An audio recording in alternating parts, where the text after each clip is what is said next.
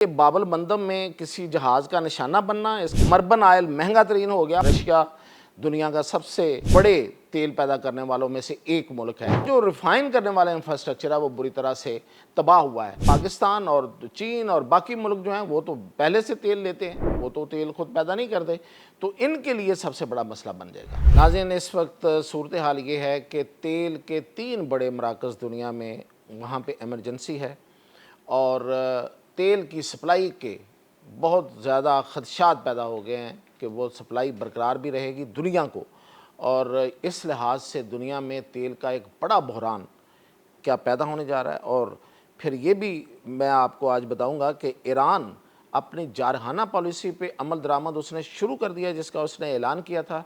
और तीसरी बात यह है कि हूसी अब दोबारा से, जो यमन के हूसी हैं, उन्होंने हमले शुरू किए हैं, दोनों तरफ शुरू किए हैं। ये जंग जो है ये महज एक असाबी जंग तक महदूद होकर रह गई है। इन सब चीज़ों का जायज़ा लेते हैं मियां ताहिर। देखें, यहीं से शुरू करते हैं सबसे पहले कि ये कहा यह जा रहा है, अब कुछ माहिरीन जो हैं और कुछ तज्ज़ियाकार वो इस बात पे अब आ गए हैं कि ये जंग अब असाबी जंग में तब्दील हो गई है। यानी कि जो लड़ना था लड़ लिया। उधर अमेरिका ने भी अपना पूरा ज़ोर लगा लिया है और अमेरिका अब नहीं लड़ना चाहता, नहीं लड़ सकता। अब कोई जो मर्ज़ी कहे कि अमेरिका जी बहुत बड़ी ताकत है, लेकिन ये लड़ाई लड़ने की सकत अब उसमें नज़र नहीं आ रही। अगर वो लड़ सका तो कोई एक बहुत बड़ा हमला, कोई एक महदूद पैमाने पे एक बड़ा हमला, सिर्फ ये उसके पास एक ऑप्शन रह गया है। और अगर ये भी ऑप्शन वो ऑप्ट ना कर सका आने वाले दिनों में, तो आप समझें कि वो इस जंग का दौड़ के भागा हुआ खिलाड़ी होगा। इसी तरह ईरान की अपनी मईशत का मसला है, और फिर ये कि कितना ही उसके पास स्टॉक पाइल हो सकता है, असले की कितने ही ज़ख़ीरे और हो सकते हैं कि वो अमेरिका के ख़िलाफ़ लड़ता ही रहे, और उसको ये लड़ना कब तक उसके लिए मुमकिन है। क्यों कि घेरा बहुत तंग हो चुका है, तेल बिक नहीं रहा, तेल रिस के समुंदर में जा रहा है। अच्छा, जब तेल, ये एक चीज़ की निशानी है, ज़रा गौर कीजिएगा, तेल रिस के समुंदर में जा रहा है, इसका मतलब ये है कि तेल जो है वो जा नहीं रहा कहीं। अगर तेल निकाल के कहीं जा रहा हो तो वो रिस के समुंदर में क्यों आए? तो मतलब ये है कि तेल, उसका जो ईरान का तेल है वो नहीं बिक रहा। तो जब नहीं बिक रहा तो फिर माशी सांस मुश्किल होती जा रही है। तो इस तरह दोनों जो खिलाड़ी हैं, जो लड़ाई के दोनों प्लेयर हैं, वो हफ चुके हैं इस वक्त, और इसमें अब वो एक दूसरे के ख़िलाफ़ असाबी हरबे इस्तेमाल कर रहे हैं। नारेबाजी हो रही है खूब कि मैं नहीं हारा, वो कह रहा है मैं नहीं हारा। और फिर इसी दौरान ईरान ने ये ऐलान किया, और इसको भी कुछ माहिरीन इसी पैराए में ले रहे हैं। वो ऐलान ये था कि अब हम अपनी सरहदों से बाहर जाके खुद हमले करेंगे, यानी कि दुश्मन का पीछा करेंगे, दुश्मन के पीछे जाएंगे।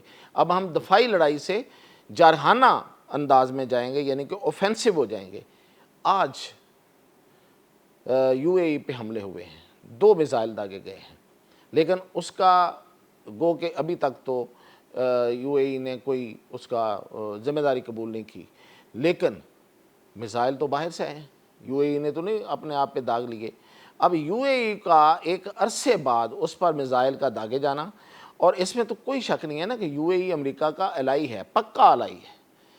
सऊदी अरब की तरह उसने अपने आप का फासला इख्तियार नहीं किया, अमान की तरह वो ईरान की तरफ नहीं आया, कतर की तरह उसने सऊदी अरब अमेरिका से दूर नहीं हटा, और ना ही उर्दन की तरह उसने अब अमेरिका का साथी होने का उनका कोई सच को दावा है, या इवन वो कहीं बैक चैनल से पैगाम ही भेज रहे होंगे ईरान को कि भाई हम अमेरिका के साथ नहीं हैं। लेकिन यूएई पक्का वहाँ अपनी जगह पे खड़ा है। कुछ लोग तो ये कह रहे हैं कि ईरान वाक़तन कुछ आगे बढ़ के कुछ करना चाह रहा है, कुछ कह रहे हैं कि नहीं, ये भी उसी असाबी जंग का हिस्सा है, और एक दफ़ा जोड़ के तो अपने आप का बता के तो फिर उधर ही बैठे रहेंगे, कोई आगे नहीं बढ़ेंगे। लेकिन इसका नतीजा क्या हुआ? इसका नतीजा ये हुआ कि यूएई में इस वक्त एमरजेंसी की सूरत हाल है, और मरबन जो है, जो यूएई का आयल है, वो सब बाकी ब्रेंट और अमेरिकन आयल और सबसे ऊपर जा चुका है। तो अमेरिका मरबन तेल यूएई का महंगा तरीन हो गया। इसी के साथ हूसियों ने باب المندب میں یعنی کہ ریڈ سی میں ایک ویسل کو، ایک جب جہاز کو نشانہ بنایا جو کہ تیل لے کے جا رہا تھا۔ یہ جو حوثیوں کا یہ انداز ہے، اس سے اگر یہ کشیدگی اور بڑھتی ہے، اور میں ایک بات تو آپ یاد رکھیے کہ جب کوئی اقتصادی مرکز نشانہ بنتا ہے تو اس سے غصہ بڑھ جاتا ہے، زیادہ ہوتا ہے۔ عام کہیں میزائل گر جائے، لگ جائے، ٹھیک ہے، وہ کسی ملک کی خود مختاری اور سلامتی کی خلاف ورزی کہہ دیا جاتا ہے، لیکن اگر آپ کسی کا جہاز تباہ کر دیں، کسی کی آئل ریفائنری پہ جا کے ہٹ کریں، تو اس پہ سب سے زیادہ ری ایکشن آتا ہے۔ تو یہ ایک لڑائی کا پھیلاؤ نظر آ رہا ہے۔ تو نہ صرف یہ کہ یہ پھیلاؤ ہے، بلکہ باب المندب میں کسی جہاز کا نشانہ بننا، اس کا مطلب کہ وہاں سے ٹریفک اب کم سے کم ہو جائے گی،